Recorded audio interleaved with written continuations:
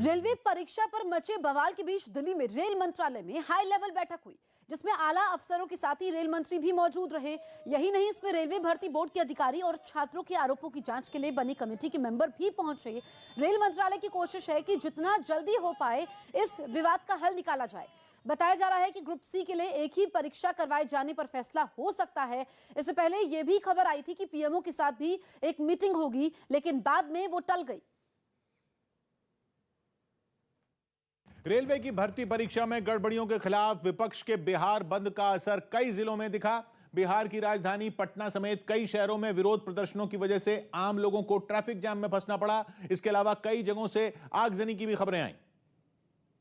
तो दरभंगा जिले में तो वाम दलों के छात्र संगठनों से जुड़े लोग रेलवे ट्रैक पर पहुंच गए। रेलगाड़ी के आगे जमे प्रदर्शनकारी काफी देर तक वहां जमे रहे और सरकार विरोधी नारे लगाते रहे। ट्रैक रोके जाने की सूचना मिलने के बाद पुलिस भी मौके पर पहुंच गई और काफी देर तक प्रदर्शनकारियों को समझाने के बाद ट्रैक से हटाया गया। बिहार के गया में तो हैरान करने वाली तस्वीरें दिखी, जहां रेलवे ट्रैक पर जुटे प्रदर्शनकारी ट्रैक को ही उखाड़ने की कोशिश करते दिखाई दिए। उन्होंने पटरी के किनारे पर लगे हुक उखाड़ने शुरू कर दिए। मतलब ये कि अगर ट्रेन इस पटरी से गुजरे तो पटरी ट्रेन का वजन न झेल पाए। हालांकि ट्रैक तोड़ने की कोशिश करते दिखे ये लड़के कौन सी पार्टी के थे ये पता नहीं चल पाया।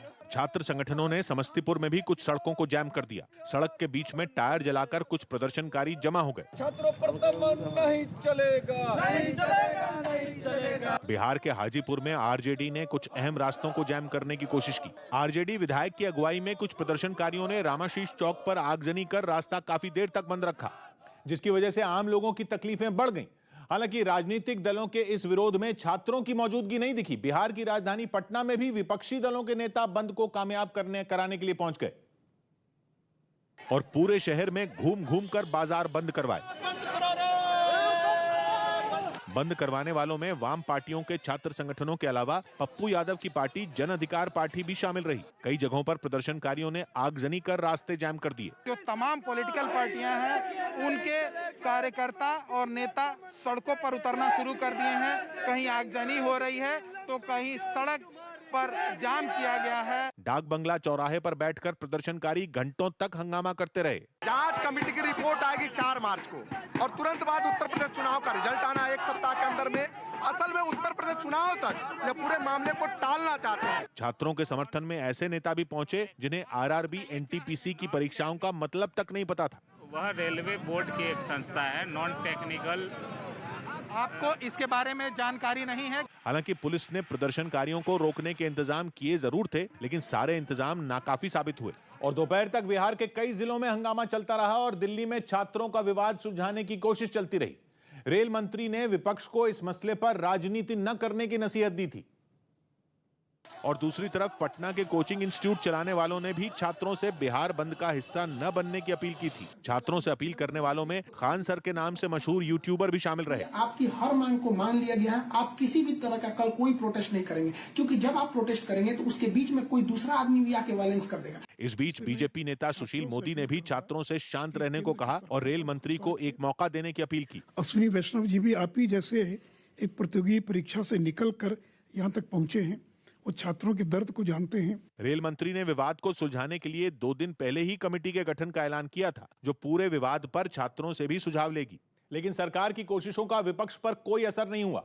दिल्ली में यूथ कांग्रेस ने सरकार के खिलाफ प्रदर्शन किया। रेल भवन के बाहर यूथ कांग्रेस के कार्यकर्ता प्रदर्शन करने के लिए पहुंच गए, जहां पहले से धारा 144 लगाई गई थी। लेकिन धारा 144 की परवाह किए बिना कांग्रेस के कार्यकर्ता हाथों में तख्तियां लेकर आगे बढ़ने लगे। पुलिस ने पहले से बैरिकेडिंग कर प्रदर्शनकारियों को रोकने के इंतजाम किए थे, लेकिन प्रदर्शनकारी तख्तियों के अलावा कुछ पुतले भी बनाकर लाए थे। यूथ कांग्रेस के कार्यकर्ता रेल भवन की तरफ प्रदर्शन करते हुए जा रहे हैं, लेकिन आप यहाँ देखिए पुलिस के साथ उनकी झड़प हो गई। पुलिस ने पुतले तो छीनकर नष्ट कर दिए, लेकिन हंगामा नहीं थमा। बैरिकेडिंग पर चढ़कर प्रदर्शनकारी हंगामा करने लगे। पुलिस के अलावा अर्धसैनिक बल के जवान भी तैनात कर दिए गए। पुलिस ने जैसे ही प्रदर्शनकारियों को हटाया, वो सड़क पर बैठकर ही नारे लगाने लगे। युवाओं को सपने बेचे जा रहे हैं, झूठे सपने। मोदी जी 2 करोड़ रोजगार का वादा था, 1 लाख नौकरियां नहीं दे पाए। आखिर हंगामा तब थमा जब कांग्रेस के नेताओं और कार्यकर्ताओं को पुलिस ने खींच कर बस में बिठाया। काफी देर तक धक्का मुक्की चलती रही। जहां मौका मिला प्रदर्शनकारी सड़क पर ही जम गए। काफी देर तक चले हंगामे के बाद कई लोगों को हिरासत में लिया गया। आपत्तिजनक टिप्पणी के आरोप में घिरी अभिनेत्री श्वेता तिवारी ने माफी मांग ली है। उनके खिलाफ इसी वजह से मुकदमा दर्ज किया गया। हालांकि मामले के तूल पकड़ते ही उन्होंने खेद जताया। शूटिंग के लिए भोपाल पहुंची श्वेता तिवारी ने होटल में कार्यक्रम के समय बयान दिया था, जिस पर हंगामा खड़ा हो गया और उन पर धार्मिक भावनाओं को ठेस पहुंचाने का इल्जाम लगा।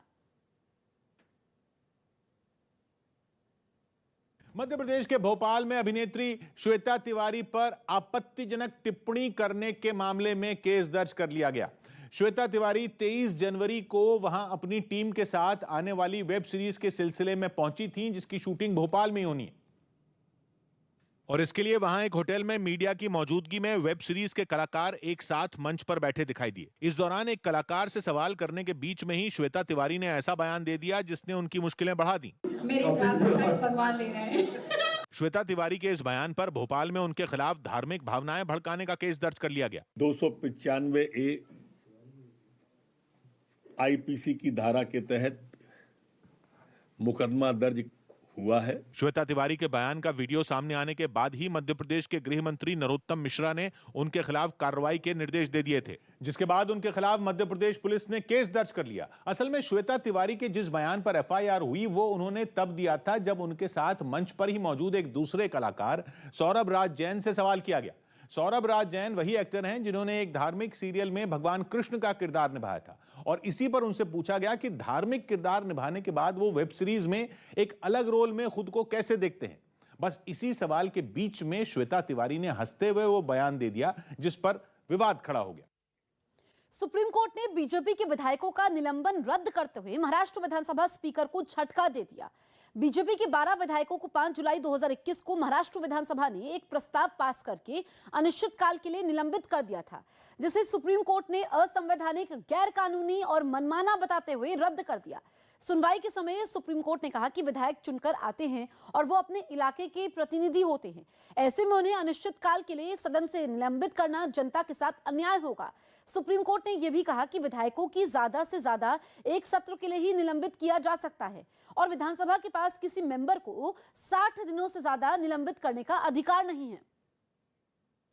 12 विधायकों के निलंबन को लेकर सुप्रीम कोर्ट का जो फैसला आया है, विधिमंडल सचिवालय उस निर्णय का अभ्यास करेंगे और निश्चित रूप से उस पर अंतिम निर्णय ये अध्यक्ष महोदय लेंगे।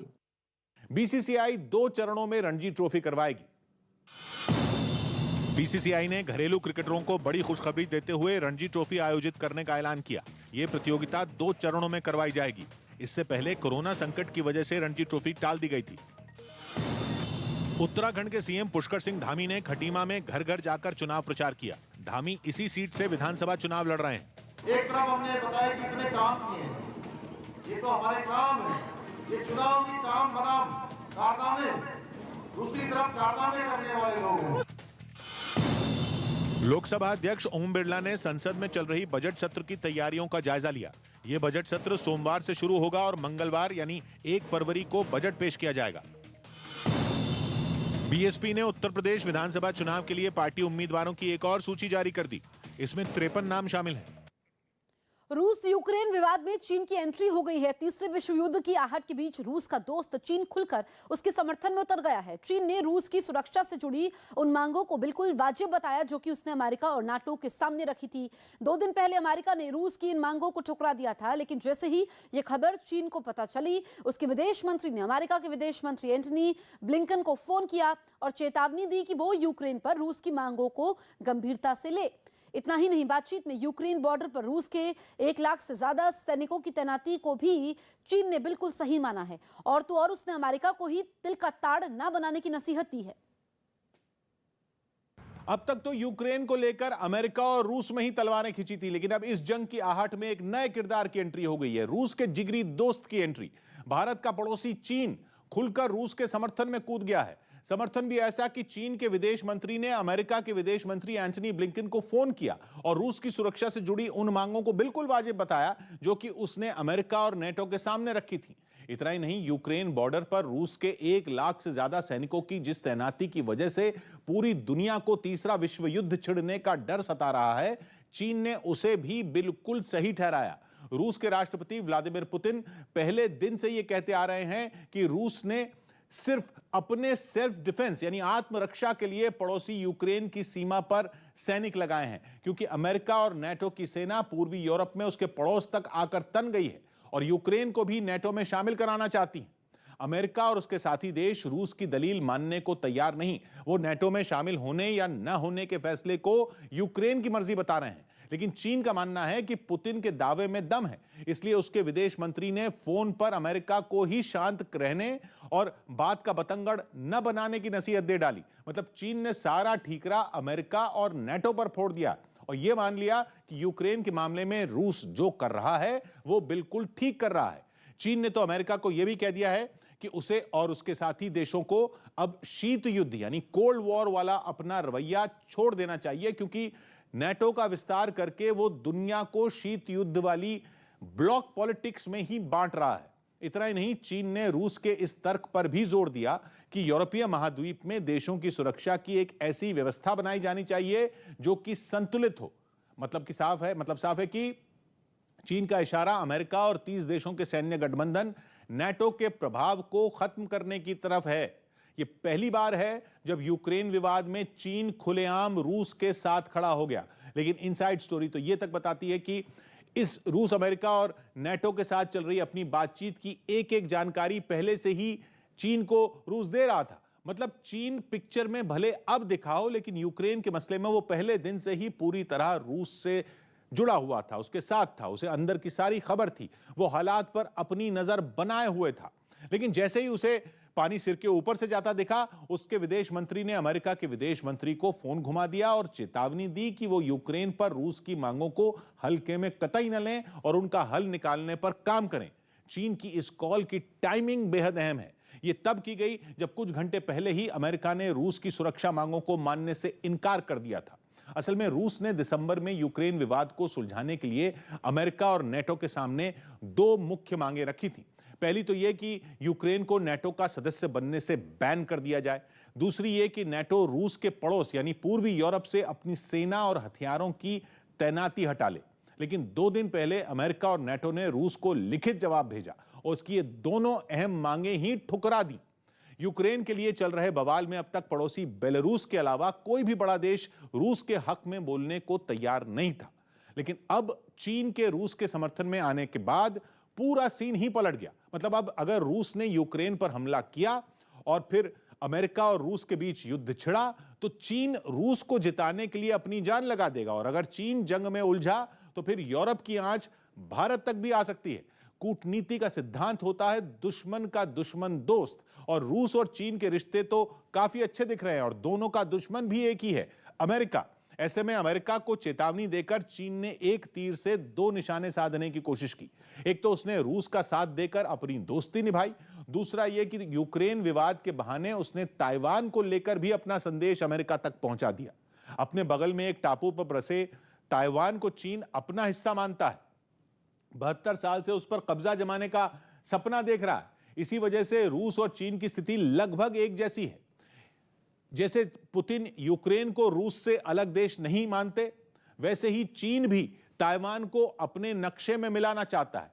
चीन के राष्ट्रपति शी जिनपिंग तो खुलकर यह कह चुके हैं कि वो ताइवान को चीन में मिलाकर ही रहेंगे, और अगर इसके लिए उंगली टेढ़ी भी करनी पड़ी तो वो चूकेंगे नहीं। यही वजह है कि बीते कुछ वक्त से चीन ने ताइवान पर दबाव बनाने के लिए अपनी तिकड़में भी बढ़ा दी हैं। पिछले साल तो उसने अपने रिकॉर्ड तोड़ जहाजों को ताइवान के एयर डिफेंस जोन में घुसा दिया था। बीते अक्टूबर में उसकी सेना के विमानों ने एक दिन में 56 बार ताइवान की हवाई सीमा में घुसपैठ की थी। यह चीन की ताइवान में अब तक की सबसे बड़ी घुसपैठ थी। वहीं बीते रविवार को उसकी वायुसेना के 39 हवाई जहाज ताइवान के आसमान में दाखिल हुए थे, लेकिन ताइवान पर चढ़ाई के चीन के मिशन में अमेरिका आड़े आता है। असल में अमेरिका में एक कानून है जो कहता है कि ताइवान पर हमले की सूरत में अमेरिका को उसकी मदद करनी होगी, और पिछले साल राष्ट्रपति जो बाइडेन भी ये साफ कर चुके हैं कि अगर चीन ने ताइवान पर हमला किया तो अमेरिका उसके साथ खड़ा होगा। इसी कारण लगे हाथ चीन के विदेश मंत्री ने फोन पर अमेरिकी विदेश मंत्री को ताइवान के मसले पर चेतावनी भी दे दी और 2 टूक कहा कि वो आग से खेलना बंद कर दें। चीन ने यह भी कहा कि वो किसी भी देश के आंतरिक मामलों में बाहरी दखल के खिलाफ है। अब अगर यूक्रेन के मसले पर रूस का पलड़ा भारी हुआ तो फिर चीन के लिए भी ताइवान पर हमला करने का रास्ता साफ हो जाएगा। इसलिए चीन रूस के साथ खड़ा दिख रहा है, लेकिन चीन का सीधे तौर पर साथ मिलने से पहले ही रूस यूक्रेन के लिए एक ऐसा चक्रव्यूह बना रहा है जिसे वो भेद ही ना पाए। इसके लिए वो यूक्रेन के पास अपने जंगी जहाज और जेट तो तैनात किए हुए है ही, उसने इस इलाके में अपने इकलौते साथी और यूक्रेन के पड़ोसी बेलारूस में भी अपने Su-35 फाइटर जेट खड़े कर दिए हैं, ताकि यूक्रेन के सिर्फ पूर्व से ही नहीं बल्कि उत्तर से भी उस पर धावा बोला जा सके। इतना ही नहीं, रूस बेलारूस के पश्चिमी बॉर्डर पर उसके साथ ज्वाइंट मिलिट्री ड्रिल भी कर रहा है। यह कोई मामूली सैन्य अभ्यास नहीं है, बल्कि अमेरिका और नाटो को खुली चेतावनी है, क्योंकि जहां युद्ध अभ्यास चल रहा है वो इलाका नाटो देशों लातविया, लिथुआनिया और पोलैंड के काफी करीब है। इसके साथ ही रूस यूक्रेन से लगे काले सागर में 20 से ज्यादा जंगी जहाज भी तैनात करके बैठा है। मतलब यह कि वो जल, थल और वायु हर मोर्चे पर यूक्रेन की घेरेबंदी कर चुका है। लेकिन रूस को जवाब देने के लिए अमेरिका ने हेलीकॉप्टर और हवाई जहाज को मार गिराने वाली स्टिंगर मिसाइल और करीब 80 टन की 300 javelin anti tank missile Ukraine को भेज दी। जैवलिन पहले आसमान में करीब 500 फीट की ऊंचाई पर जाती है और फिर नीचे जमीन पर अपने टारगेट पर फटती है। इसी वजह से वो टैंकों का काल साबित होती है। अगर रूस ने यूक्रेन पर हमला किया तो javelin anti tank missile Ukraine के लिए ब्रह्मास्त्र साबित हो सकती है, क्योंकि वो रूस के T-72 टैंक के चिथड़े उड़ाने का दम रखती है। सद्दाम हुसैन के वक्त इराक में छिड़ी जंग में जैवलिन एंटी टैंक मिसाइल रूस के T-72 टैंक के खिलाफ अपनी ताकत दिखा भी चुकी है, और रूस ने यूक्रेन के बॉर्डर पर T-72B टैंक ही तैनात किए हुए हैं। हालांकि तब से वो काफी अपग्रेड हो चुके हैं, लेकिन माना जा रहा है कि अमेरिका की जैवलिन मिसाइल उन पर भारी पड़ सकती है। यूपी की सीतापुर जिले की सिधौली विधानसभा सीट से टिकट नहीं मिलने पर समाजवादी पार्टी के पूर्व विधायक मनीष तिवारी फूट फूट कर रोने लगे। पार्टी ने सीट से हरगोविंद भार्गव को उम्मीदवार बनाया, जिससे टिकट की उम्मीद लगाए मनीष रावत मायूस हो गए, और जब वो लखनऊ से लौटकर सीतापुर में अपने समर्थकों के बीच पहुंचे तो अपने आंसू रोक नहीं पाए और फूट फूट कर रोने लगे। इस बीच उनके समर्थक लगातार उन्हें हौसला देने की कोशिश करते रहे, लेकिन मनीष रावत खुद को नहीं संभाल पाए। आज पैसा जीत गया, हम लोग मेहनत हार गई। वहीं पूर्व विधायक मनीष रावत का टिकट कटने से खफा समर्थकों ने उनसे सिधौली सीट से ही चुनाव लड़ने की अपील की, जिसके बाद मनीष रावत ने भी चुनाव लड़ने का फैसला अपने समर्थकों और सिधौली की जनता पर छोड़ दिया। समाजवादी पार्टी के अध्यक्ष और यूपी के पूर्व सीएम अखिलेश यादव ने बीजेपी पर दिल्ली में अपने हेलीकॉप्टर को रोकने का आरोप लगाया। अखिलेश यादव को मुजफ्फरनगर जाना था, जिसके लिए वो पहले दिल्ली पहुंचे, लेकिन वहां से उन्होंने एक ट्वीट कर यह आरोप लगाया कि बीजेपी ने उनके हेलीकॉप्टर को उड़ान भरने से रोक दिया। उन्होंने यह भी आरोप लगाया कि वहीं से बीजेपी के एक नेता के हेलीकॉप्टर को उड़ान भरने की इजाजत दी गई। थोड़ी देर बाद अखिलेश यादव ने एक और ट्वीट किया और बीजेपी पर सत्ता के दुरुपयोग का आरोप लगा दिया। हालांकि उसी ट्वीट में उन्होंने अपने हेलीकॉप्टर के उड़ान भरने की जानकारी भी दी। मैं धन्यवाद देता हूं, जिसकी भी कृपा से मैं आपके पास पहुंचा हूं। अखिलेश यादव के आरोपों पर बीजेपी नेता अमित मालवीय ने पलटवार किया। उन्होंने ट्वीट कर अखिलेश के आरोपों को हार से पहले की बौखलाहट बता दिया। आप टेक्निकल चीज पर भी पॉलिटिकल पाखंड करेंगे। अब अभी कल को कहेंगे कि हमारी साइकिल पंचर हो गई, वो भी बीजेपी जिम्मेदार है। वहीं सरकारी सूत्रों ने भी हेलीकॉप्टर को रोकने के अखिलेश यादव के आरोपों को गलत बताया और दावा किया कि कमर्शियल फ्लाइट को उड़ान भरने में हमेशा प्राथमिकता दी जाती है। सरकारी सूत्रों के मुताबिक अखिलेश के हेलीकॉप्टर को ईंधन भरने के लिए रोका गया था, जिसके बाद उसे तुरंत ही उड़ान भरने की इजाजत दे दी गई। मध्य प्रदेश के देवास में प्रशासन ने सट्टे का कारोबार करने के आरोपी के अवैध निर्माण को बुलडोजर चलवाकर जमींदोज कर दिया। राज्य में प्रशासन की ओर से ऐसे अपराधियों के अवैध निर्माणों के खिलाफ कार्रवाई की मुहिम चल रही है। इसी के तहत प्रशासन की टीम पूरी तैयारी के साथ शुक्रवारिया हाट बाजार इलाके में पहुंची और सलीम सरदार नाम के एक आरोपी के अवैध निर्माण को ध्वस्त कर दिया, जिसके लिए वहां खुदाई में इस्तेमाल होने वाली मशीन लाई गई और मशीन की मदद से अवैध निर्माण की दीवार को ढहा दिया गया। प्रशासन ने आगे भी बदमाशों के अवैध निर्माण पर कार्रवाई जारी रखने की बात कही। जो भी आपराधिक तत्व होंगे, गुंडा तत्व होंगे, बदमाश तत्व होंगे, उनके खिलाफ सख्त कार्रवाई जारी रहेगी। प्रशासन के सेक्शन के बीच वहां लोगों की भीड़ जुट गई, जिसको देखते हुए वहां पुलिस के जवानों को तैनात कर दिया गया ताकि किसी भी तरह के हालात से निपटा जा सके। उत्तर प्रदेश कांग्रेस के पूर्व अध्यक्ष और अभिनेता राज बब्बर पार्टी छोड़कर समाजवादी पार्टी में जा सकते हैं। कांग्रेस में आने से पहले भी राज बब्बर समाजवादी पार्टी में ही थे। जिनके कांग्रेस छोड़ने का इशारा किया समाजवादी पार्टी के प्रवक्ता फखरुल चांद हसन ने। न्यूज 18 से बातचीत में उन्होंने दावा किया कि उनकी पार्टी लगातार राज बब्बर के संपर्क में है और वो जल्द ही समाजवादी पार्टी में शामिल हो सकते हैं। उनसे बातचीत हुई है जो सकारात्मक है, जो कांग्रेस में गए थे अब वो समाजवादी पार्टी में आ रहे हैं, अपने घर वापस आ रहे हैं। यही नहीं, फखरुल चांद हसन ने यह दावा भी किया कि राज बब्बर ही नहीं बल्कि दूसरी पार्टियों के कई और नेता समाजवादी पार्टी में शामिल होने के लिए तैयार हैं। लेकिन राज बब्बर का कांग्रेस छोड़कर जाना पार्टी के लिए एक और झटका हो सकता है, क्योंकि वो पिछले 14 साल से कांग्रेस से जुड़े रहे हैं। हालांकि उन्होंने अपने राजनीतिक करियर की शुरुआत जनता दल से की और बाद में वो समाजवादी पार्टी में शामिल हो गए थे। 1994 में समाजवादी पार्टी ने राज बब्बर को राज्यसभा भेजा था और 2004 में वो समाजवादी पार्टी के टिकट पर ही जीतकर पहली बार लोकसभा पहुंचे थे। लेकिन 2006 में उन्होंने समाजवादी पार्टी छोड़ दी थी और इसके 2 साल बाद यानी 2008 में वो कांग्रेस में शामिल हो गए थे। 2009 के लोकसभा उपचुनाव में उन्होंने कांग्रेस के टिकट पर फिरोजाबाद सीट से अखिलेश यादव की पत्नी डिंपल यादव को हराया था। इसके बाद 2016 में कांग्रेस ने राज बब्बर को यूपी कांग्रेस का अध्यक्ष बना दिया था, जिस पद पर वो 2019 तक रहे थे। मेरठ में अखिलेश यादव और जयंत चौधरी ने एक प्रेस कॉन्फ्रेंस की और सरकार पर जमकर हमला बोला। इस प्रेस कॉन्फ्रेंस के बाद न्यूज 18 से बात करते हुए जयंत चौधरी ने किसानों और बेरोजगारी के लिए काम करने का दावा भी किया, जबकि अखिलेश यादव ने भी सरकार बनने पर किसानों के लिए अलग से फंड बनाने का दावा कर दिया। जयंत जी, आप क्या कहेंगे? आज संयुक्त प्रेस वार्ता हो रही है, क्या कहना चाहेंगे? पश्चिमी उत्तर प्रदेश की राजनीतिक बयार क्या कहती है? ये कहती है कि भारतीय जनता पार्टी की राजनीतिक जमीन खिसक गई।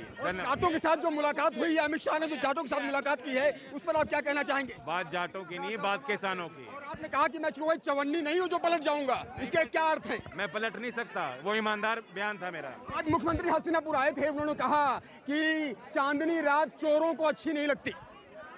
वो तो अनाप शनाप कहते रहते हैं कुछ ना कुछ। क्या क्या आपके मुद्दे हैं, मुख्य मुद्दे जयंत जी क्या क्या रहेंगे? किसान, नौजवान और जो विकास होना चाहिए। हमारे यहाँ जो छोटे व्यापारी हैं, जो कुटीर उद्योग, मेरठ में स्पोर्ट्स की इंडस्ट्री है, बड़ा हैंडीक्राफ्ट का काम है, ऐसे उद्योगों को बढ़ाएंगे ताकि रोजगार मिले। हमारे साथ अखिलेश यादव मौजूद। अखिलेश जी, क्या कहेंगे? प्रमुख मुद्दे क्या?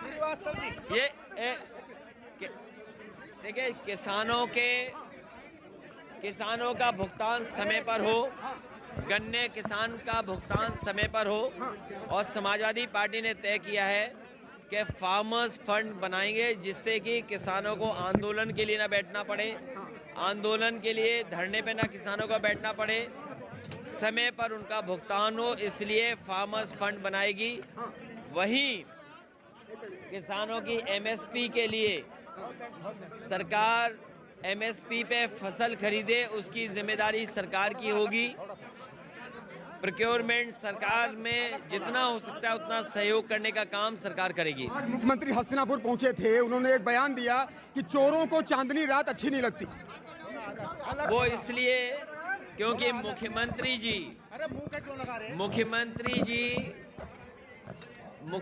जी जो हमारे हैं, उन्हें अपना काम नहीं बताना है, उपलब्धि नहीं बतानी है। गोवा में टीएमसी नेता लुइजिनो फिलेरो चुनाव नहीं लड़ेंगे। गोवा में टीएमसी नेता लुइजिनो फिलेरो ने विधानसभा चुनाव लड़ने से इनकार कर दिया और अपना टिकट पार्टी को लौटा दिया। लुइजिनो ने दलील दी कि उन्होंने युवाओं को मौका देने के लिए ऐसा किया। स्पेन के टेनिस खिलाड़ी राफेल नडाल जीत के साथ ऑस्ट्रेलियन ओपन के फाइनल में पहुंच गए। उन्होंने सेमीफाइनल मुकाबले में इटली के मत्तेओ बेरेटिनी के खिलाफ 6-3, 6-3, 3-6 और 6-3 से जीत हासिल की। बजट सत्र से पहले कांग्रेस नेताओं की एक वर्चुअल बैठक हुई। इसमें फैसला लिया गया कि पार्टी संसद में चीन सीमा विवाद और किसानों का मुद्दा उठाएगी। इसके अलावा कोरोना प्रभावितों के लिए कांग्रेस राहत पैकेज की मांग भी करेगी। केंद्रीय स्वास्थ्य मंत्री मनसुख मांडविया ने बताया कि देश में 19 दिनों में 1 करोड़ प्रिकॉशन डोज लगाई गई। यूपी के पीलीभीत से हैरान करने वाली तस्वीर सामने आई। वहां एक गाड़ी से टक्कर होने पर गुस्साए पुलिस वालों ने उस कार में बैठे लोगों की जमकर पिटाई कर दी। यह घटना उस वक्त हुई जब वो कार बरेली से पीलीभीत की तरफ आ रही थी। तभी टनकपुर हाईवे पर वो पुलिस की गाड़ी से टकरा गई। जिस पर पुलिस वाले भड़क गए और उन्होंने कार में सवार दोनों लोगों की बीच सड़क पर ही पिटाई कर दी। इस मारपीट का वीडियो वहां मौजूद किसी शख्स ने अपने मोबाइल में रिकॉर्ड कर लिया, जिसमें कुछ जवान जल निगम के कर्मचारियों पर थप्पड़ बरसाते दिखाई दिए। सर गाड़ी हमारी जो है ठुक गई थी सर, फिर हमें मारा पीछे के सर। इस दौरान एक जवान उन्हें डंडे से भी पीटता नजर आया। वहीं कुछ जवान तो उनमें एक आदमी को जमीन पर गिराकर पीटते दिखाई दिए। इस बीच वहां लोगों की भीड़ भी जमा हो गई, लेकिन किसी ने भी पुलिस वालों को रोकने या समझाने की हिम्मत नहीं जुटाई। उत्तर प्रदेश की हसनपुर विधानसभा सीट से समाजवादी पार्टी के उम्मीदवार मुखिया गुर्जर के विवादास्पद बयान पर बीजेपी महिला मोर्चा ने पलटवार कर दिया। एक दिन पहले मुखिया गुर्जर का वीडियो बीजेपी नेता शलभमणि त्रिपाठी ने सोशल मीडिया पर शेयर किया था, जिसमें वो हसनपुर के मौजूदा बीजेपी विधायक की संपत्ति लूटने की बात करते नजर आए थे। जिसके बाद बीजेपी महिला मोर्चा की कार्यकर्ताओं ने मुखिया गुर्जर पर हमला बोल दिया। साथ ही उन्होंने महिलाओं की सुरक्षा का मुद्दा उठाकर समाजवादी पार्टी को भी निशाने पर ले लिया। जो महिला सुरक्षित है वो बीजेपी में सुरक्षित है, हम किसी अन्ना को नहीं जानते। इस मुद्दे पर सियासी हंगामा बढ़ता देख समाजवादी पार्टी के उम्मीदवार मुखिया गुर्जर ने अपने विवादास्पद बयान पर सफाई दी। मैंने कोई संपत्ति लूटने की नहीं की। मैंने ये कहा था कि यहाँ का विधायक वो लूट खसोट में लगा हुआ है, तो तुम्हें उससे जो है छुटकारा दिलवाऊंगा। हालांकि उस बयान के लिए उन पर केस दर्ज हो चुका है। यूपी के मेरठ में समाजवादी पार्टी के कार्यकर्ताओं को अखिलेश यादव की सुरक्षा में तैनात कमांडो ने थप्पड़ जड़ दिए। अखिलेश यादव समाजवादी पार्टी और आरएलडी की प्रेस कॉन्फ्रेंस के लिए वहां पहुंचे थे और जैसे ही अखिलेश यादव प्रेस कॉन्फ्रेंस के लिए होटल के अंदर पहुंचे, उनके पीछे पीछे समाजवादी पार्टी के कार्यकर्ताओं का हुजूम भी अंदर घुसने की कोशिश करने लगा, जिन्हें अखिलेश यादव की सुरक्षा में तैनात कमांडो की टीम ने रोकने की कोशिश की। इस बीच समाजवादी पार्टी के कार्यकर्ता और कमांडो आमने सामने आ गए और फिर भीड़ को बेकाबू होता देख कमांडो ने उन्हें थप्पड़ जड़ना शुरू कर दिया।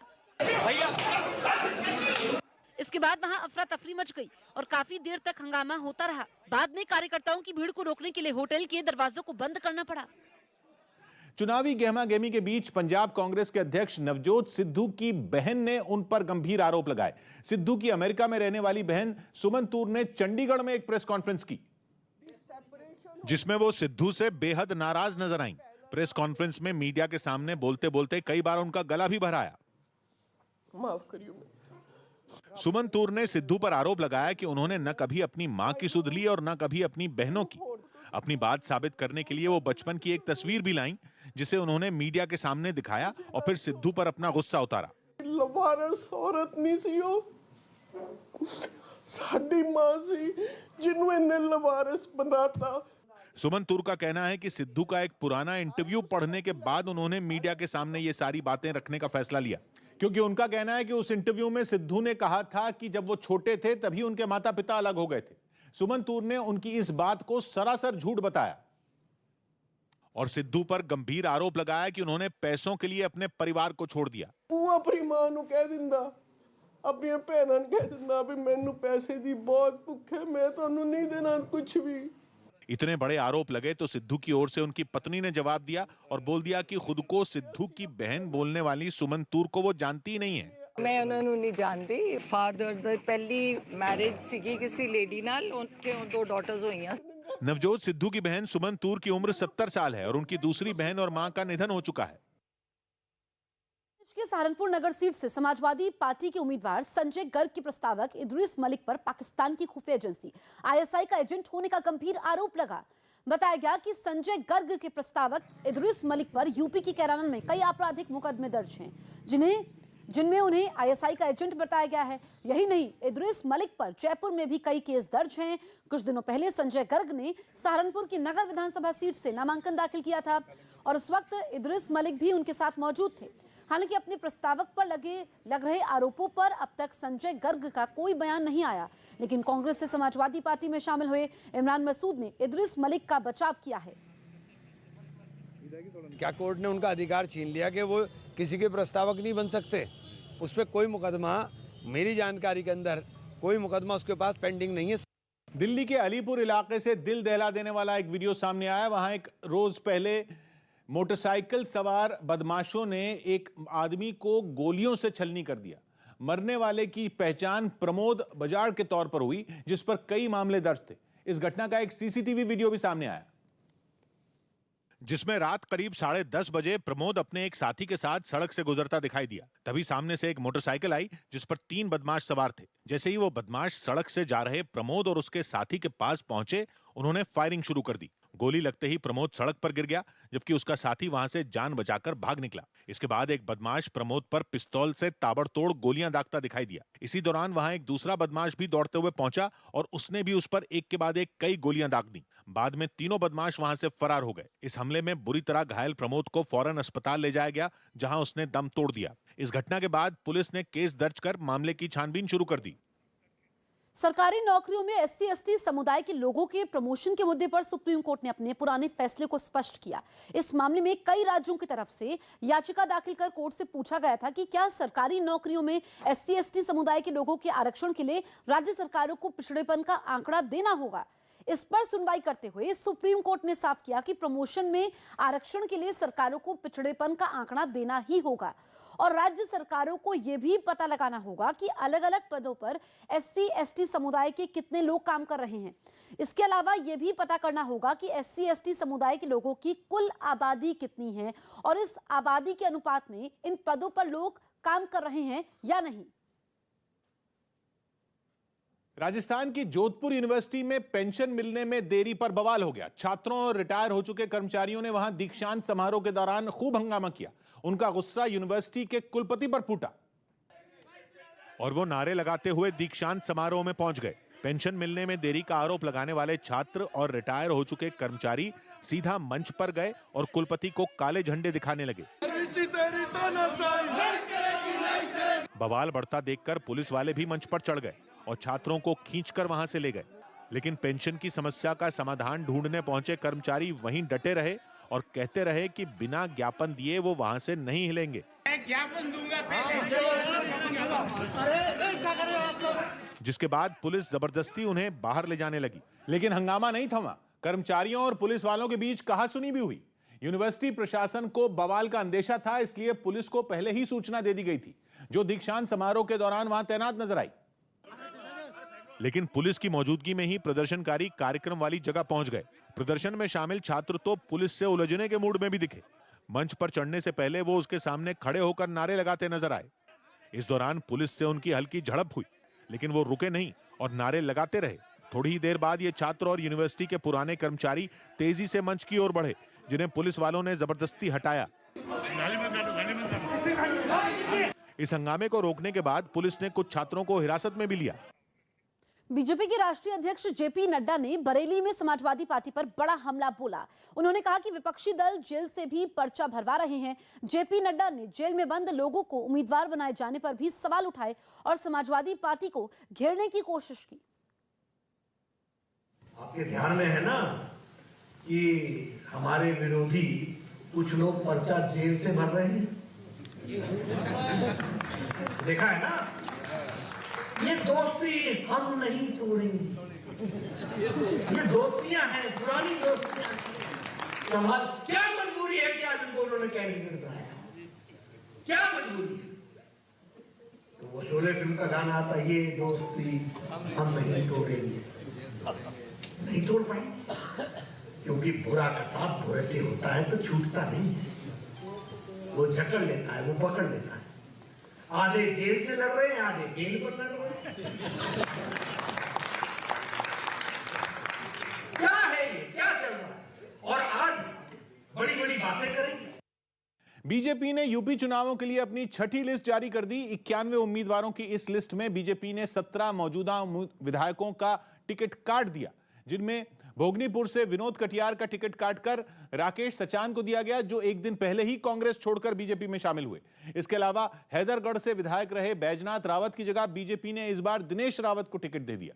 वहीं बीकापुर सीट से बीजेपी ने विधायक शोभा सिंह चौहान की जगह उनके बेटे डॉक्टर अमित सिंह चौहान को उम्मीदवार बनाया, जबकि देवरिया से सत्यमणि त्रिपाठी का टिकट काटकर पार्टी ने शलभमणि त्रिपाठी पर अपना भरोसा जताया। इसी तरह बलिया की बेलथरा रोड सीट पर मौजूदा विधायक धनंजय कनौजिया का टिकट काटकर बीएसपी से बीजेपी में आए छट्टू राम को उम्मीदवार बनाया। लेकिन बड़े चेहरों पर भरोसा जताते हुए बीजेपी ने इलाहाबाद पश्चिम से सिद्धार्थनाथ सिंह को फिर उम्मीदवार बनाया, जबकि इलाहाबाद दक्षिण से विधायक नंद कुमार नंदी को फिर टिकट दिया गया। नीतीश कुमार उत्तर प्रदेश में प्रचार नहीं करेंगे।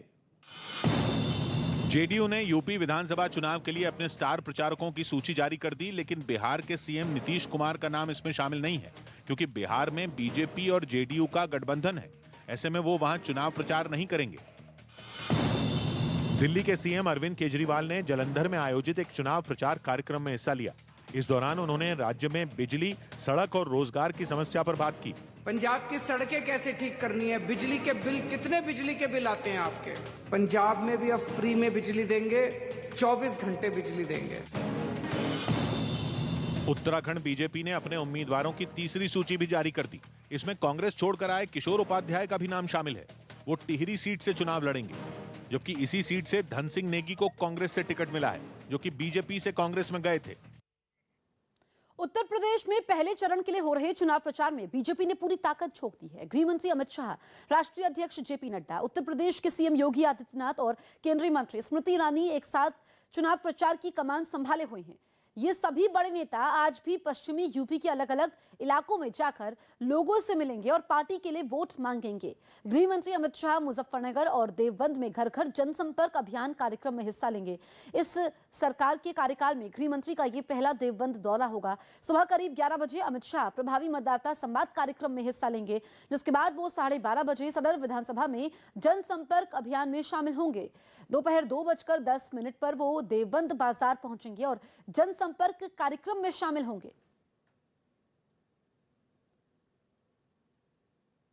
समाजवादी पार्टी के अध्यक्ष अखिलेश यादव ने बीजेपी नेताओं पर चुनाव प्रचार के दौरान पर्चे बांटने पर निशाना साधा और उन पर कोरोना फैलाने का आरोप लगा दिया। अखिलेश ने यह मुद्दा तब उठाया है जब बीजेपी के कई बड़े नेता घर घर जाकर प्रचार करने में जुटे हैं और इस प्रचार अभियान के दौरान बीजेपी नेताओं की तरफ से पर्चे बांटकर लोगों से वोट देने की अपील की जा रही है। इसी बात पर अखिलेश यादव ने बीजेपी को घेर लिया। भारतीय जनता पार्टी के लोग पर्चा भी बांट रहे हैं तो कोरोना फैलाने के लिए बांट रहे हैं ऐसे करके।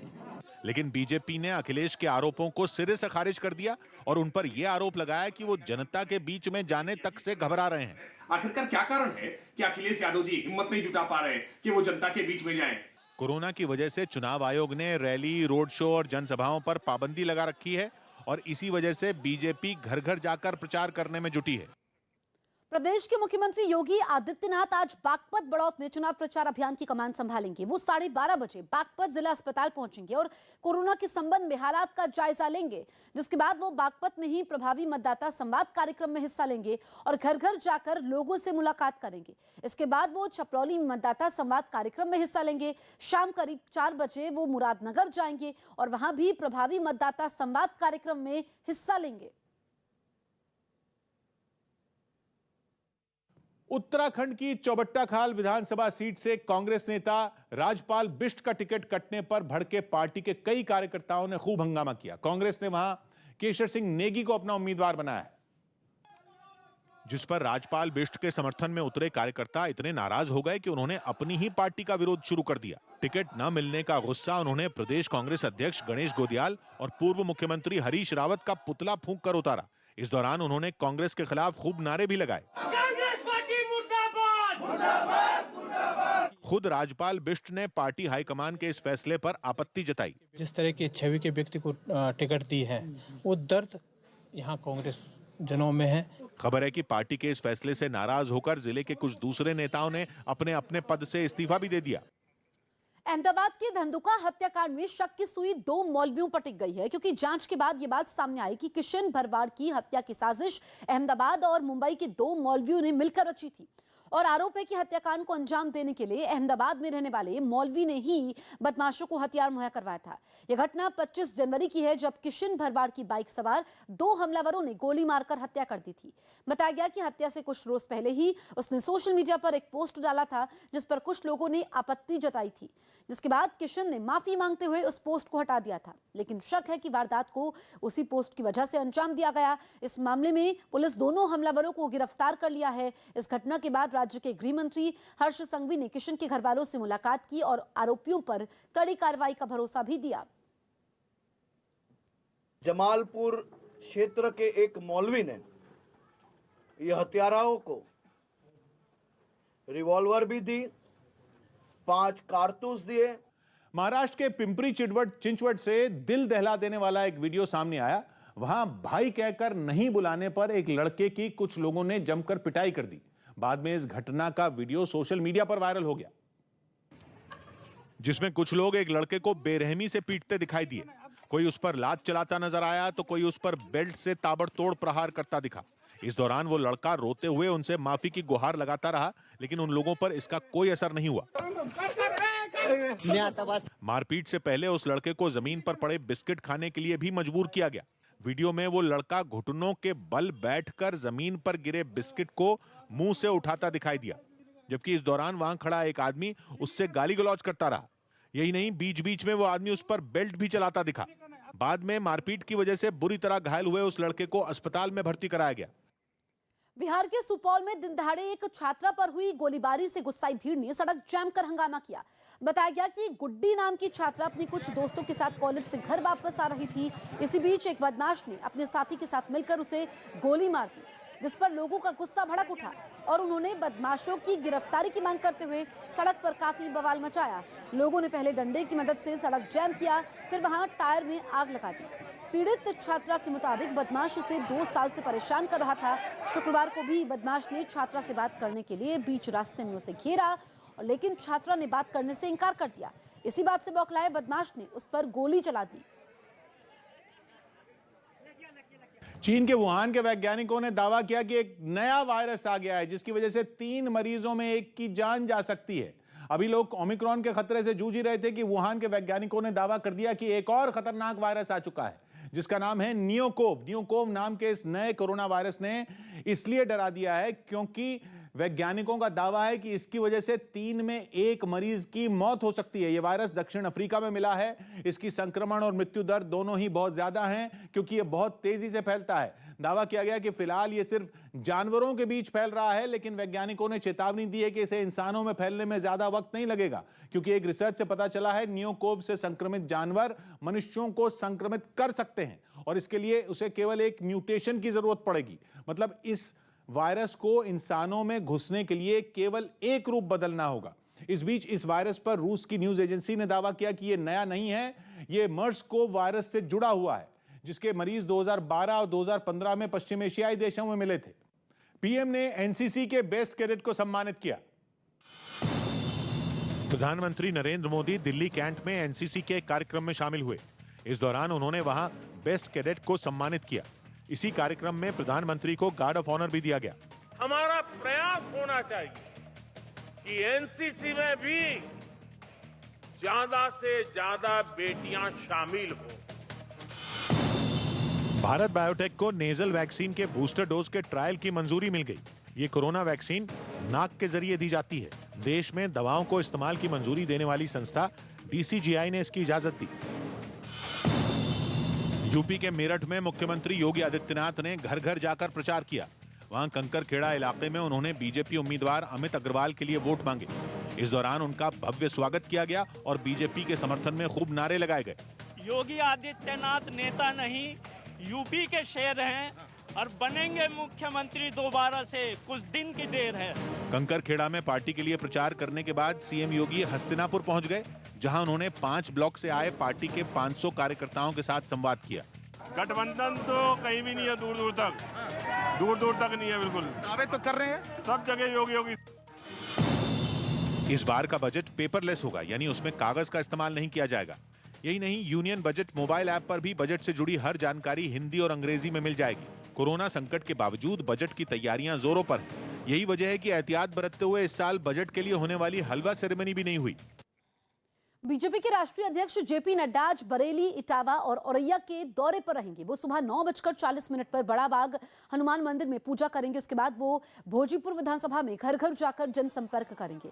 इसके बाद वो करीब 2 जगह वहां पर 2:20 पर इटावा क्लब में संगठन कार्यकर्ताओं से बैठक करेंगे। दोपहर 1:25 पर वो प्रभावी मतदाता संवाद कार्यक्रम में हिस्सा लेंगे। इसके बाद जेपी नड्डा इटावा विधानसभा में घर घर संपर्क अभियान में शामिल होंगे।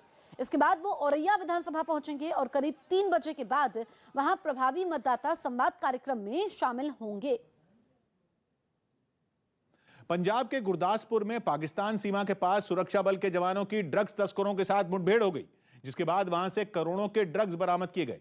ये घटना तब हुई जब सुबह करीब 5:15 बजे सीमा के पास हलचल देखी गई, जिसके बाद सुरक्षा बल के जवानों ने उस इलाके में तलाशी अभियान शुरू कर दिया। तभी पाकिस्तान की तरफ से कुछ घुसपैठिए ड्रग्स और हथियारों के साथ सीमा पर लगी बाड़ को पार कर अंदर आने की कोशिश करते दिखाई दिए और जब जवानों ने उन्हें रोका तो उन्होंने फायरिंग शुरू कर दी। गोली चलता रहा, मेजर बोला गोली लग गया तो मैं भाग कर आया तो मेजर देखा लेटा हुआ है और इस तरफ से भी गोली आ रहा है। इसके बाद जवानों ने भी मोर्चा संभाला और उन्हें मुंह तोड़ जवाब देना शुरू कर दिया। काफी देर तक वहां मुठभेड़ होती रही, हालांकि बाद में ड्रग्स तस्कर फरार हो गए। दोनों मिले सब फायर किया तो काफी टाइम के बाद बंद हो गया सर। अच्छा, मुझे सर बंदा दिखाई नहीं दिया। इस घटना के बाद फौरन वहां कई बड़े अधिकारी पहुंच गए, जिन्होंने जवानों से मुठभेड़ की पूरी जानकारी ली। केंद्रीय महिला एवं बाल विकास मंत्री स्मृति ईरानी आज मेरठ में चुनाव प्रचार की कमान संभालेंगी। वो दोपहर 12 बजे लाल कुर्ती मेरठ में प्रभावी मतदाताओं के साथ बैठक करेंगी, जिसके बाद वो रजमन बाजार पहुंचकर घर घर जनसंपर्क करेंगी। 3 बजे वो मंगलम सत्संग मंडप मेरठ में मेरठ दक्षिण विधानसभा के प्रभावी मतदाताओं के साथ बैठक करेंगी और घर घर जनसंपर्क करेंगी। उत्तर प्रदेश के मुख्यमंत्री योगी आदित्यनाथ ने जिन्ना का मुद्दा उठाते हुए अखिलेश यादव पर निशाना साधा, जिसके बाद अखिलेश की तरफ से भी इस पर पलटवार किया गया और अखिलेश यादव ने बीजेपी पर उनके बयान को गलत तरीके से पेश करने का आरोप लगा दिया। ये प्रिविलेज अगर किसी पर है, किसी के स्टेटमेंट को ट्विस्ट करने का, तो भारतीय जनता पार्टी पर। भारतीय जनता पार्टी कुछ भी कर सकती है। इससे पहले योगी आदित्यनाथ ने ट्वीट कर जिन्ना और पाकिस्तान का मुद्दा उठाते हुए समाजवादी पार्टी को घेरने की कोशिश की। मैं हूं किशोर अजवाणी, आज की ताजा खबर जारी है।